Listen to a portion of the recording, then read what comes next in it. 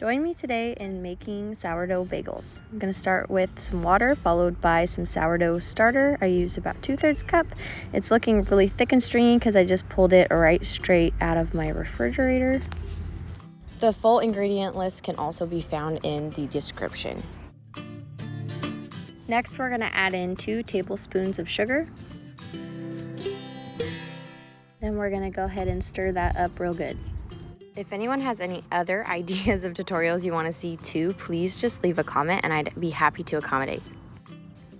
This recipe calls for 4 cups of flour and I use the organic unbleached flour you can buy from Costco. While I'm at it, I'm going to go ahead and quick here feed my starter a little bit. And lastly, we're going to add about a tablespoon of salt, put it all in the KitchenAid, and mix it for about a minute or so till it becomes a nice ball like this. Sourdough bagels are a lot thicker than sourdough bread, so just keep that in mind. I'm going to cover it with a wet cloth and let it raise for about 10 hours. After that amount of time, or when it starts looking really fluffy, you're going to go ahead and dump it out of your bowl onto the counter. You can cut it into 12 equal pieces. Once you're done with that, you're going to take it piece by piece and roll it out long ways like this.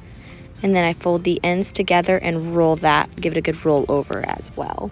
Here again, I'm just going to demonstrate one more, rolling it out into a long and spreading it longer, and then folding the ends and rolling it over. These do not need to be perfect. After that, you're going to take some honey and add it into a water. I don't have an amount, but I'd say probably about a tablespoon of honey into your water, and you're going to get that going at a rolling boil after you stir the honey in nicely.